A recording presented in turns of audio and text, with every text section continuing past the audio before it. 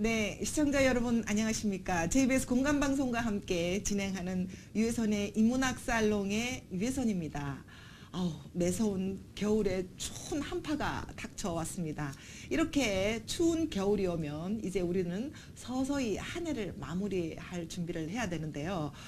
여러분 어떠십니까? 올 한 해 살림살이 대차 대조표는 잘 맞춰져 가고 있나요?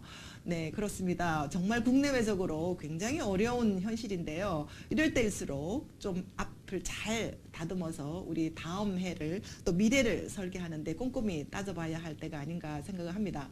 근데 언제부터인가 우리는요, 이런 경영이라든지 회계라든지 뭐 대차 대조표라든지 이런 말에 대해서는 별로 친숙하지 않고 굉장히 거리감을 두고 있습니다. 그래서 오늘은 정말 한 해를 마무리하면서 우리 인생의 대차 대조표, 그래서 친절한 회계 선생님 아프로 파트너스의 이정현 대표님을 모시고 회계는 행복한 인생의 나침판이다라는 주제를 가지고 오늘 이야기를 나눠볼까 합니다. 대표님 오늘 이렇게 추운 날씨에 이렇게 함께 자리해 주셔서 감사드립니다. 반갑습니다. 우리 시청자 안녕하세요. 여러분에게 간단하게 인사 말씀과 함께 소개 좀 해주시죠. 예, 안녕하세요. 앞으로 파트너스의 이정원입니다. 네. 저는 대학교를 졸업하고 딱 만 30년 동안 기업에서 주로 회계에 관계되는 일을 했습니다. 또 그 직장인들의 로망이라고 할 수 있는 그 임원도 한 10년 했고요. 그 재무하고 기획 담당 임원을 했습니다. 그리고 지금 현재는 컨설팅 회사 대표를 맡아서 활동을 하고 기술 평가사 자격 시험에 할 때 네. 그 양성 과정 교육에 네. 그 회계를 강의하고 있습니다. 예. 네. 우리 그 대표님께서는 기업에서 오랫동안 그 회계 임원을 지내셨잖아요. 그래서 굉장히 실무에도 밝으시고 또 이제 뭐 대학교나 학교에서 지금 이제 대학원에서 공부도 하시면서 그야말로 이론과 실무가 잘 그 겸비가 된 이런 그 완전한 그 회계 전문가라고 이렇게 할 수 있는데요. 어때요? 회계 그러면 대부분의 사람들이 아우 딱딱하다, 골치 아프다 이렇게 생각하기가 쉽잖아요. 그래서 별로 친근하지 않다고 제가 처음에 소개를 드렸는데 우리 전문가이신 대표님은 회계에 대해서 어떻게 생각하시는지 좀 쉽게 설명을 좀 해줘. 일반 사람들이 좀 네. 다가가기 힘들고 하는 건 네네. 사실이죠. 그래서 네. 이렇게 정의를 해보겠습니다. 자연과학이 언어가 있지 않습니까? 네네. 자연과학 언어는 수학이지 않습니까? 그렇죠. 수학이고 수학, 예. 이제 우리 교수님 하시는 인문학 네, 인문학. 언어는 이제 말과 글이지 않습니까? 네네. 그리고 회계는 뭐냐면 이렇게 저는 이렇게 항상 이야기를 하고 있습니다. 현재 이 우리나라 현대에 이렇게 풍족하게 인류를 아주 풍족하게 하는 큰 공헌 있는 기업이 네. 예, 그 기업이 경영 활동을 하고 모든 활동, 뭐 생산 활동, 영업 활동, 뭐 판매 활동, 경영을 내서 네. 경영 성과를 연말에 보여줍니다. 네. 재무제표란 걸 내서 이렇게 네. 보여주는데 그 재무제표 만드는 것이 이제 회계거든요. 네. 회계입니다. 그래서 그러면 이 기업도 뭔가 의사소통을 해야 되지 않습니까? 그게 언어로 의사소통을 하지 않습니까? 네. 그 메커니즘이 회계입니다. 아. 그래서 저는 이게 회계란 것은 기업의 언어입니다. 기업의 예, 언어다. 예, 예. 그러니까 회계를 통해서 경영진들과 그렇죠. 고객들과 직원들이 네, 서로 네. 이렇게 소통을 하고 그렇죠. 있다. 네, 그렇습니다. 그거 참 명쾌하네요. 예. 기업의 언어가 회계다. 네. 그렇게 이제 말씀을 해주셨는데, 근데 그 우리 대표님은 이 회계를 굉장히 인문학적으로 접근을 하시더라고. 우리 네. 뭐 방송이 인문학 살롱이기 때문에 제가 또 이제 그렇게 질문을 드릴 수도 있는데 괴테 이야기를 하시면서 괴테는 우리가 이렇게 문학가로만 알고 있잖아요. 시나 뭐 이런 뭐 소설이나 이런 뭐 세계 당당한 문학가로만 알고 있는데 어떻게 괴테가 회계를 이야기를 했는지 그 부분에 좀 설명을 좀 해주시죠. 그 이제 루카 파치올리 조금 이따 말씀드리겠지만 이제 그 회계학 처음에 이게 체계하신 그 다음으로 한 200년 뒤인가 나이가 그런데 그 세기 이후에 이제 괴테라는 문학가가 그 세계 4대 시선 중에 한 분이 였습니까? 양반이 회계 복식복에 대해서 아주 극찬한 시를 썼다고 합니다. 괴테가 인류가 뭐 발견한 최고의 어떤 발견이다, 발명이다 이렇게 이야기하더라고요. 영어로서는 뭐 one of the most beautiful 디스커버즈 오브 휴먼 스피리츠라고 이렇게 해서 네네. 아주 극찬을 했습니다. 네. 그래서 저는 인문학 사람이 이게 그 실물 경제에 오래 일했던 사람이 그 교수님 하시는 인문학 사람에 초청이 네. 되니까 네. 이게 인문학과 뭐 자본 경제는 이게 좀 이렇게 상반되는 것인데 보통 그렇게 생각하죠. 어떻게 네. 풀어갈 것인가 하면 제가 이제 차차 말씀드리겠지만 결국은 네. 이 인문학이 근본이 되어서 이렇게 뭐 경제라든지 음. 자본주의라든지 이렇게 되는 겁니다. 그래서 뭐 그 괴테도 문학가이지만은 아마 네. 그렇게 이 회계 쪽에 대해서라든지 극찬을 하고 관심을 가졌던 걸로 그렇게 생각하고 있습니다. 그렇죠. 뭐 모든 어떤 과목이나 네. 어떤 학문은 다 파고 들어가 보면은 그 밑에는 이제 다 인문학적인 어떤 이런 게 네. 다 배경이 돼서 그렇게 한다고 할 수 있죠. 그러면 이제 정식적으로 회계는 언제부터 시작이 됐다고 말씀하실 수 있나요? 그냥 정식 기록 그냥 이야기는 한 1만 년 전에 네. 그 현재 이라크 지역이죠. 네네. 사마리아인들이 이 축축한 땅에 이제 네. 그 나무 막대기로 자기 재산 상태를 이렇게 기록을 했다고 해요. 그런데 네네. 이제 세계 최초로 했다고 한 것은 이제 1494년에 네. 그 이탈리아의 그 수도성이자 이제 수학자인 네. 루카 파치올리아라는 사람이 이 베네치아 상인들이 이제 쓰는 아, 장부를 베네치아. 베네치아 그 중세 시대 때 네네. 베네치아하고 도시국가로 유명하죠. 지중해 네. 상인들하고 이런 사람들이 이제 아마 그 물물 교환하고 무역을 하니까 아마 그쪽이 발달했는 것 같아요. 네. 그 장부를 가지고 1494년 이제 최초로 북이 이 회계학을 이제 자기가 만드는 것이 아니고 네. 장부를 보고 이제 재정립을 했죠. 수학적으로. 근데 그게 이제 최초라고 예, 이렇게 예. 말씀을 드리고. 근데 이제 최근에는 이제 우리나라에서 그 이제 고려말 네. 하고 이제 이 조선시대 초기에 지금부터 이제 1494년 이태리에서 만들었다 그러는데 한 200년 전이죠. 그러니까 네네.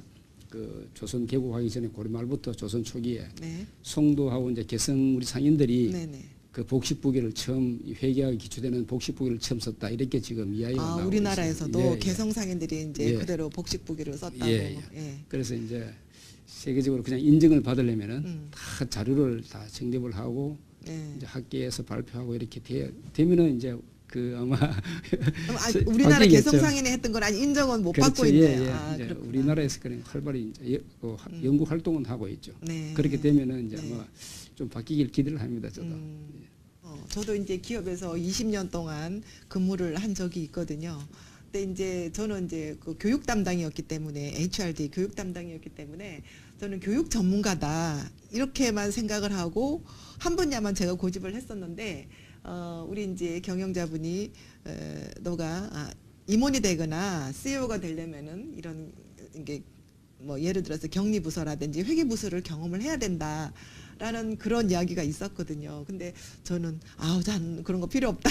나는 교육만 하겠다. 뭐 이게 스페셜리스트로 교육 전문가가 되겠다. 이렇게만 고집을 했었는데 우리 대표님 이야기를 들으니까 내가 그때 회계부서나 격리부서에 가 조금 경험을 했다면 훨씬 더 폭넓은 교육을 할 수 있지 않았을까 하는 그런 생각도 들기는 합니다, 대표님. 네. 근데 우리 일반인들, 우리 일반 국민들이라든지 또 꼭 뭐 격리부서나 회계부서가 아니더라도 저처럼 이렇게 우매한 결정을 내리기가 쉽잖아요. 우리 일반 국민들도 알아야 되는 거죠. 왜 알아야 되는 거죠? 요즘 제가 이제 강의를 하다 보니까는 네. 공학도 공과대학 학생들도 네. 회계를 이제 공부를 좀 하는 경향이 있고 네. 저는 참 그 잘하는 아주 좋은 그러니까요. 방향이라고 예, 제가 이야기할 수 이제 있고. 대표님 예. 말씀을 들으니까 그래야 되겠다는 생각이 근데 들거든요. 이제 그 일반인들도 음. 회계라는 게 이제 뭐 어렵고 이런 생각을 물론 이제 깊이 들어가면 뭐 전문적으로 하려면 어렵겠지만 네, 네. 그 우리들이 자동차 사용이나 휴대폰 사용하듯이 네, 네. 회계도 그렇게 우리가 생활의 필수 도구화만 돼야 될 것입니다. 왜냐하면은 전문적으로 일반인들이 안 하셔서 그렇지 다 그 일반 생활에 녹아 있습니다. 회계는 결국은 돈 흐름의 결과를 계산하는 거잖아요. 네, 어떻게 네, 중요한 돈 얘기 안 하려고 했는데 네. 안 할 수가 없거든요. 안 할 수가 없죠. 네. 우리 그 살림살이의 가장 결국 기본인 돈의 흐름의 그 네. 결과치를 다 이렇게 보고 그 흐름이 잘못되면은 문제 이제 사람 인체에 비유하자면은 네네.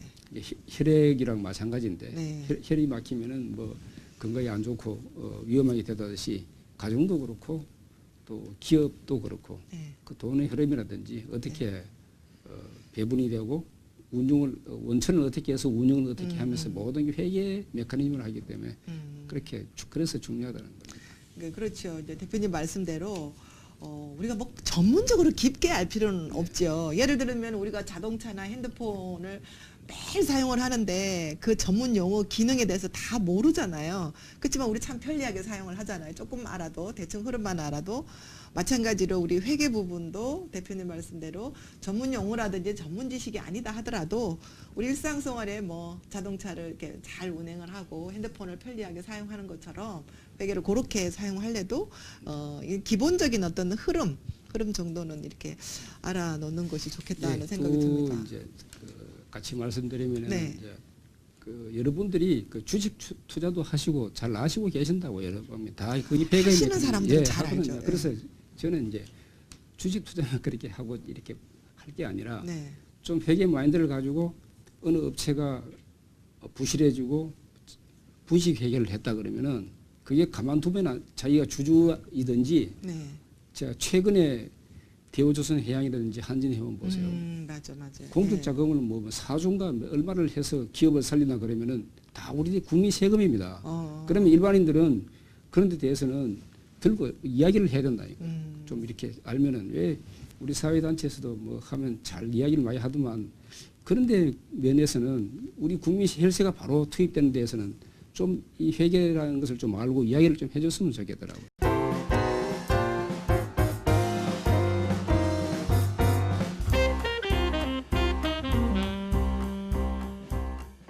친절한 회계 선생님이라고 제가 우리 이정원 대표님에게 말씀을 드렸듯이 물론 뭐 기업에서도 이런 뭐 임원들이나 대상으로 교육도 하시겠지만 우리 이정원 대표님은 아이들, 청소년들 이런 아이들도 정말 친절하게 교육을 할 수 있는 이런 그 토양이 좀 돼야 될 것 같아요. 우리가 학습 뭐 이런 교육 풍토 자체가 뭐 입시 위주라든지 뭐 1등을 위한 뭐 좋은 학교를 위한 뭐 발악군 이야기 이런 거에 우리가 어른들이 휩싸일 게 아니라 정말 아이들한테 이렇게 할 수 있는 이런 풍토가 우리 만들어지는데 우리 대표님이 좀 노력을 해주셔야 되지 않을까 하는 생각이 듭니다.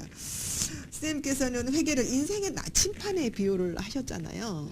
이제 인문학으로 이렇게 인생의 나침판에 비유하면서 인문학적으로 접근을 하고 계시는데 회계와 인문학이라는 것은 어떤 또 연관관계가 있다고 생각하십니까? 물론 회계 그러면 경제 뭐 돈 뭐 이렇게 생각이 되시겠지만 정리를 하면 돼요. 이게 네. 인생의 나침판 역할을 한다는 것은 네. 이 회계를 보면은 그 본질을 이야기해 주는 것 같아요. 그렇죠. 본질을 이제 예를 들면 이제 자기 자신을 기준합시다 하면은 네. 그냥 뭐 자산 현재의 자기 위치, 네. 자기 위치는 이제 한쪽 변이 자기 위치가 있으면은 네.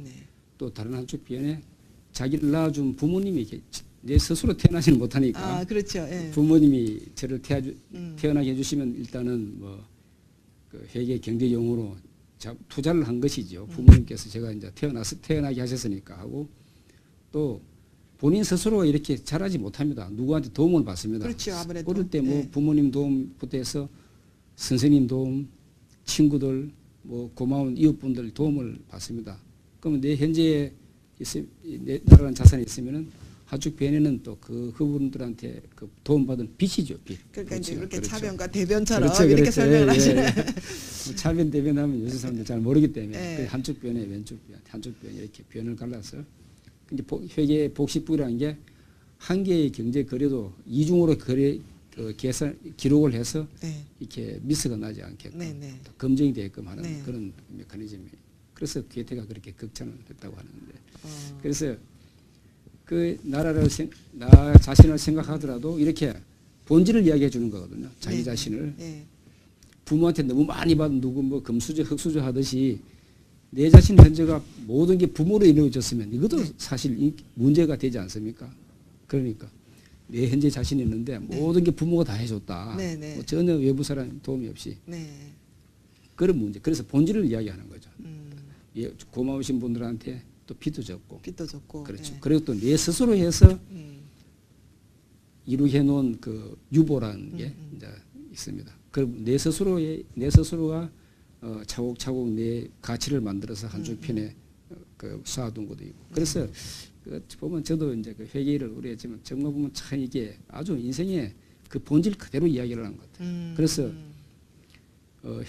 지금 내 본질을 내 좌표를 잘 이야기를 해주니까 내가 어떻게 나아가야 되겠다든지. 그래서 이제 항상 보면은 내 현재의 좌표를 보고 아까 처음에 그 조대 말씀하신 대차대조표 말씀, 예. 인생의 대차대조표 하시듯이 내의 좌표, 본인 스스로의 좌표를 보고 나아갈 방향을 하면은 뭐 이렇게 실패가 없겠다 해서 네. 그래서 아마 나침반 역할을 한다고.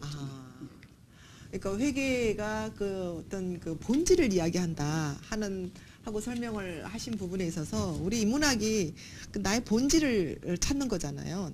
내가 본질이 뭔가, 내가 뭐 예를 들어서 아까 부모님 말씀하셨는데 나는 누구이고 나는 어떻게 태어났고 나는 어떻게 살 것인가 하는 내 삶의 본질을 찾아가는 것이 인문학이 한다면 또 우리 대표님이 말씀하신 그런 어떤 그 대차대조표에서 나의 어떤 그 삶의 방향, 본질을 찾아서 네. 어떤 결정을 한다는 거에서는 인문학과 회계학이 같은 맥락이라고 저는 이야기를 할 수가 있을 것 같습니다. 네. 그래서 인문학과 회계는 어떻게 보면은 같은 맥락이다. 이렇게 말씀을 해주셨는데, 이런 것들이 이제 수치로 표현된다는 게 조금 다르죠. 그러니까 인문학은 그냥 사유를 통해서 내가 이렇게 인지만 하면 되지만 회계는 그게 이제 명확하게 수치로 이렇게 표기가 되기 때문에 이런 부분이 조금 다르지만 결국은 어떤 파운데이션, 본질을 이해한다는 점에서는 같지 않나 하는 생각이 듭니다. 그래서 이제 그 부분 이렇게 교수님 제안을 받고 이렇게 실물 경제에 있었던 사람이 이걸 어떻게 연결할까 하면 네. 이렇게 쭉 이렇게 제 나름대로 이렇게 항상 네. 생각을 하고 있었던 게 있었어요. 네, 네. 뭐냐면은 루카 파촐리라는 사람이 그 회계 부기를 정립할 때 그 네. 제자가 있었어요. 네, 수학 제자 레오나르도 다빈치. 네. 중세에서 하늘이 내려준 사람이라고 극찬을 받은 사람이. 루카 파치오의 제자가 예. 제자가 다빈치라는 거죠. 레오나르도 다빈치. 이 레오나르도 다빈치를 우리가 잘 알고 천재죠. 있잖아요. 예, 그렇죠. 중세 시대 때, 네. 그 르네상스 시대 때 네, 천재죠. 그분이 루카 파치올리 그분은 수학자예요. 그 기하학 수학자예요. 수학자인데, 네, 그러니까 뭐 수학자. 레오나르도 다빈치도 뭐 네, 화가일 네. 뿐만 아니라 그렇죠, 예, 예. 수학자고 그렇죠, 뭐 예. 과학자고 예. 뭐 천재죠. 예. 그렇죠. 이제 그분한테 이제 제자인데 그 레오나르도 다빈치가 천재라니까 루카 파치올리도 아주 그 똑똑하신 분이에요. 네. 그래서 그분이 이제 그림이 저는 뭐 두 가지만 그 최후의 만찬. 네, 최후의 만찬과 그 모나리자 네, 네. 그 그림을 이제 보시면은 이분이 수학자고 기하학자이기 때문에 다 이 원근법을 그렇죠. 사용했는 예, 거예요. 원근법. 보면 최후의 만찬 그 그림을 보시면은 저 이제 예수님 뒤쪽에 이제 창문이 3개 보여요. 그리고 소시점을 그렇죠. 중심으로 예. 해서. 예. 창문이 딱 있고 중간에 예수님이 계시고 또 벽면 보면은 4칸씩이 되어 있어요. 그래서 아마 12제자의 어떤 그런 그룹을 지어지 않나. 그리고 12제자가 있고 이렇게 그런 거 보면 원근법을 사용했다든지 삼각구도 사용했다든지 이게 보면은 뭐 예술에서도 그렇게 표현하지만 또 루카 파치올리 수학자 예, 예. 회계 쪽에서 이렇게 제자가 연관이 되고 네, 네. 그래서 이게 또 그 후세에 또 괴테도 그 아주 극찬을 했고 뭐 그런 게 해서 뭐 같은 맥락이지 않나. 같은 이렇게. 맥락에서 이렇게 예, 딱 이렇게 흐르지 예, 않나 하는 예, 생각이 예. 듭니다. 회계를 또 이렇게 설명을 해주니까 우리가 뭐 지금 이게 토크에서 어떻게 뭐 좌표를 놓고 숫자를 가지고 이렇게 설명을 할 수 없는 부분인데 이렇게 그림을 통해서 또 이렇게 예술을 통해서 문학을 통해서 이렇게 설명을 해주니까 또 인문학적인 것 같기도 하고 훨씬 더 친근하고 재밌는 것 같습니다. 앞으로 이제 뭐 기업의 후배들이나 또 우리 자라난 청소년들을 위해서 회계가 어렵지 않다 하는 것에 대해서 친절하게 많은 그 교육도 하시고 이런 활동을 하실 텐데 뭐 그래도 앞으로 미래의 계획이 계시다면 네. 저는 이제 회계 어릴 때 그 대학교 다닐 때 우리 네. 교수님이 네. 그 회계를 좀 하려면은 모든 사고를 회계에 묻혀서 살아야 된다 하길래 그때 네. 어릴 때 순진한 마음에 네네. 저는 어릴 때 그림을 좋아하고 뭐 그런 소질이 있었는데 네네. 하여튼 뭐 상대를 가게 돼 가지고 네. 회계를 하다가 이렇게 그렇게 묻혀 가지고 그러다가 이제 기업체에서도 뭐 회계 담당 임원도 하고 뭐 그렇게 했었어요. 그래서 좀 어렵다고 생각할지 모르는데 좀 어디 저는 강의할 때마다 젊은 친구들한테 반드시 좀 공부를 전공은 안 하더라도 네, 네. 좀 하는 게 좋다 이래 가지고 뭐 조직을 운영하든지 뭐 기업체에 가든지 또 프로젝트를 엔지니어라도 프로젝트를 하면은 그 원가성이 어떻게 되는 건지 그렇죠. 그걸 위해서 반드시 좀 해볼 필요가 있다. 항상 네네. 권유를 하고 혹시 기회가 되면 그런 부분에 대해서 좀 강의를 좀 강의도 많이 하시고 네. 뭐 이렇게 짧은 시간이기는 하지만 우리가 평소에 어렵게 생각하고 딱딱하게 생각하고 있던 경영이나 회계를 우리 앞으로 파트너스의 이정원 대표님을 통해서 굉장히 친숙하고 재미있게 또 인문학적으로 이렇게 접근을 해주셔서 이제 연말도 다가오고 또 이제 우리 연말 인생의 대차 대조표도 맞춰봐야 할 이 시점에 회계가 훨씬 더 여러분들한테 친근하게 다가가지 않았나 하는 생각이 듭니다. 오늘 이렇게 귀한 시간 내주셨는데요. 혹시 뭐 맞춰 하지 못하신 말이 있다거나 요 말은 내가 꼭 좀 빠뜨려서 요 말을 좀 첨가를 했으면 좋겠다 하는 말씀이 계시면 마지막으로 한 말씀 해주시죠. 네, 두 가지 아까 그 연관성 있는 이야기인데 네네. 그 이제 회계하고 경제 자본하고 인문학이 이제 동떨어진다 이야기를 저는 이제 하지 않고 네. 그 자본이라든지 경제가 그 근본은 인문이라고 이야기를 하고 싶은 게 또 예, 이게 맥락이 다 있어요. 그렇죠. 이제 예. 그 경제학 자본주의에 대해서 처음으로 체계화시킨 사람이 아담 스미스. 아담 스미스. 예, 네네. 눈에 네. 보이지 않는 손. 네. 국부론을 예, 1770 보이지 않는 손. 네, 예, 예. 1776년 국부론을 네네. 그 저술을 했습니다. 네. 모든 사람들이 그 책이 그것만 이제 물론 대표작이니까 잘 알겠지만 사실 그 양반이 그 전에 1759년에 도덕감정론이라는 책을 먼저 첫 저술을 한 겁니다. 도덕감정론. 예, 예. 네. 지금 국부론에 나오는 내용이 음. 그 도덕감정론에 있는 내용을 그대로 이제 그 많이 이제 그 보고했는 거죠. 그대로 연관시켜서 네. 이분이 그 원래는 그 철학 교수였죠. 수학 아담 스미스가. 논리학 교수, 철학 교수 했습니다. 그래서 도덕감정론의 그 내용을 보면은 그 이제 인간관계 행복에 대한 미덕이 뭐냐? 네. 그 미덕이 뭐냐 하면은 이제 자기 자신과의 관련된 미덕이 있고 타인과 관련된 미덕이 있습니다. 네네. 근데 자기 자신과의 관계된 미덕은 뭐냐 하면은 부를 축적하는 거다. 예. 이러면은 이게 인문학하고 관계가 안 맞는 그렇죠. 거죠. 예. 자, 부를 예. 축적하는 것인데 예. 어떻게 하느냐 조건이 있습니다. 사례 분별력 있게 하라. 네. 또 두 번째는 이제 타인한테 피해를 주지 말고 하라. 네, 네. 다 인문학이라는 게 사람을 생각하는 거지 그렇죠. 않습니까? 예. 그렇게 하고 또 그 타인과 이제 관계된 미덕은 뭐냐면 정의, 자스티엑스, 정의. 그다음에 이제 자비와 배려를 베풀고 하라. 네. 다 인간을 생각하는 네. 거죠. 그래서 일련의 이 흐름을 보면은 이 네오나르도 다빈치 그분이 루카 파출리한테 제자인데 네. 어떤 그 인문학적인 예술가 예, 이렇게 예. 되는 거하고 또 그 아담 스미스 양반도 네.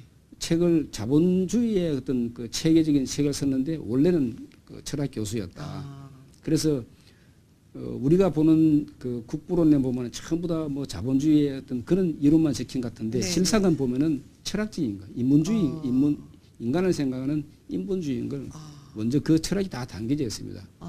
그러니까 도덕감정론은 먼저 네, 네. 최근에 이제 그 제대로 번역돼서 책이 나와서 가지고 일반인들한테는 잘 좀 생소할 것 같은데 생소한 저 처음 듣는 원래 용어거든요. 국부론 전에 이제 네. 도덕감정론을 먼저 쓴 네. 겁니다. 그리고 저는 최근에인가 또 특정 기업 이야기를 해도 되겠습니다만 네, 네, 네. 그 콜마 한국 콜마의 이제 윤동원 회장님이 네. 에세이 경영집을 썼었는데 내용이 읽어보시면 정말 그 참 괜찮은 내용이 많습니다.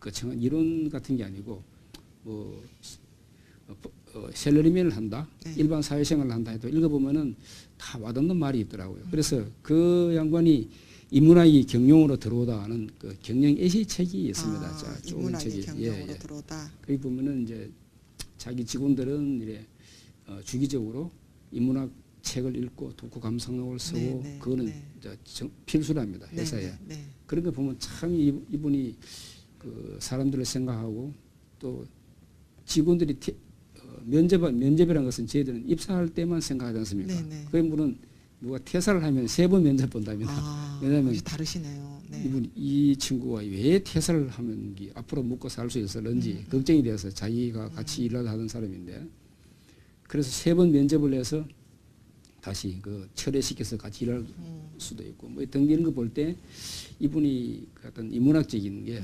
경영자이면서도 아주 그 인문학적으로 생각을 많이 하시고 공부도 많이 하신 분이고 또 자기는 지금 이제 은퇴를 하면은 책을 쓰고 책을 수집해서 모으고 나무를 심고 하는 그런 플랜도 있으시고 그 최근에 제가 경영하신 분들이 다 이렇게 너무 자본적인 그런 네. 인문학하고 동떨어진 것 같은데 그렇지 네. 않다는 걸 이 기회를 빌어서 말씀을 드립니다. 아, 네. 아주 뭐 마지막에 좋은 이야기들이 많이 나온 것 같습니다. 인문학이 경영으로 들어오다 이렇게 말씀을 하셨는데요. 인문학이 경영으로 들어온 것은 정말 최근의 이야기고 결국은 경영이 인문학에서 나왔다고 이렇게 이야기를 할 수가 있겠습니다. 우리 최고의 세계적인 경제학자라고 생각하고 있던 아담 스미스가 도덕 경영론을 쓴 철학자라고 하네요. 우리 오늘 이정원 대표님을 통해서 많은 회계에 대한 경영에 대한 이런 어떤 인문학적 접근에 대해서 많은 이야기를 들었습니다. 여러분 어떠십니까? 오늘 이 방송을 보시고 경영과 인문학은 별개가 아니다, 하나다라는 생각을 가지시면서 올 한 해 마무리 잘 하시기 바랍니다. 네, 오늘 이렇게 나와주셔서 감사합니다. 네, 감사합니다. 시청자 여러분, 네, 감사합니다.